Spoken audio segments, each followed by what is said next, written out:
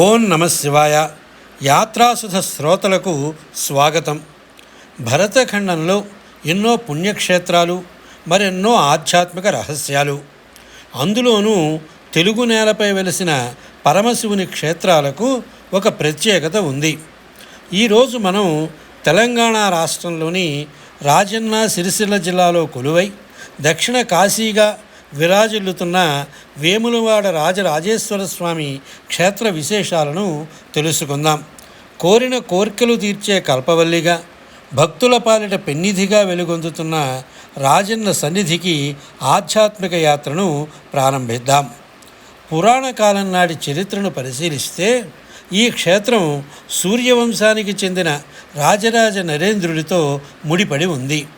ఒకానొక సందర్భంలో ముని శాపానికి గురై కుష్ఠవ్యాధితో బాధపడుతున్న ఆ రాజు నివారణ కోసం అనేక క్షేత్రాలు దర్శిస్తాడు. చివరకు వేములవాడ చేరుకొని ఇక్కడి ధర్మగుండంలో స్నానం చేయగానే ఆయన వ్యాధి పూర్తిగా నయమవుతుంది. ఆ రాత్రి స్వామివారు రాజుకు స్వప్నంలో కనిపించి ఇక్కడ ఆలయాన్ని నిర్మించమని ఆజ్ఞాపిస్తారు. అలా వెలిసిన ఈ క్షేత్రం నాటి నుండి నేటి వరకు కోట్లాది మంది భక్తుల నమ్మకానికి నిలయంగా మారింది. వేములవాడ అనగానే మనకు వెంటనే గుర్తుకు వచ్చేది కోడెమొక్కు. భక్తులు తమ బాధలు తొలగాలని లేదా మొక్కులు చెల్లించుకోవాలని గిత్తలను, అదే కోడెలను తీసుకువచ్చి ఆలయం చుట్టూ ప్రదక్షిణ చేయిస్తారు. శివుని వాహనమైన నందిని భక్తితో పూజించి ఆలయానికి అప్పగించడం ఇక్కడి అత్యంత విశిష్టమైన సంప్రదాయం.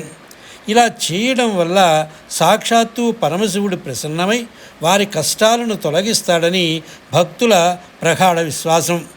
అందుకే ఇక్కడి కోడె ప్రదక్షిణలు నిరంతరం కొనసాగుతూనే ఉంటాయి. ఈ క్షేత్రంలోని మరో అద్భుతమైన అంశం మత సామరస్యం.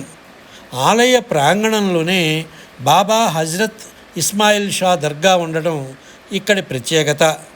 రాజన్నను దర్శించుకున్న భక్తులు ఏమాత్రం భేదం లేకుండా ఈ దర్గాను కూడా సందర్శించి మొక్కులు చెల్లించుకుంటారు.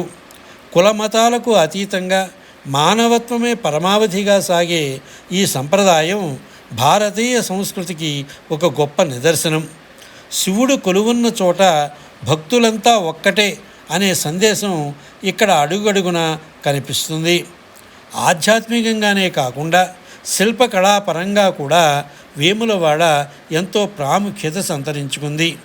ఇక్కడ ప్రధాన దైవం రాజరాజేశ్వర స్వామితో పాటు శ్రీ అనంత పద్మనాభస్వామి, శ్రీ సీతారామచంద్రస్వామి ఆలయాలు కూడా ఉన్నాయి.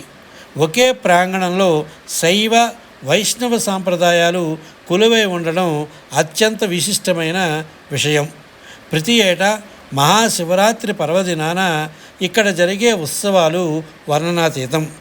లక్షలాది మంది భక్తులు తరలివచ్చి చేసే జాగరణ, అభిషేకాలు ఈ క్షేత్రానికి ఒక అపూర్వమైన ఆధ్యాత్మిక శక్తిని చేకూరుస్తాయి. ఈ క్షేత్ర సందర్శన భక్తులకు కేవలం దర్శనాన్ని మాత్రమే కాకుండా మానసిక ప్రశాంతతను కూడా ప్రసాదిస్తుంది. ధర్మగుండంలోని పవిత్ర జలం, ఆలయ ప్రాంగణంలోని వేద మంత్రోచ్చారణలు మనసులోని ఆందోళనను తొలగించి భక్తి పారవస్యంలో ముంచెత్తుతాయి. అందుకే దక్షిణ భారతదేశం నలుమూలల నుండి భక్తులు తరలి వచ్చి స్వామివారిని దర్శించుకుంటారు. యాత్రాసుధలో ఈరోజు మనం తెలుసుకున్న ఈ పుణ్యక్షేత్రం మీ అందరికీ నచ్చిందని ఆశిస్తున్నాము.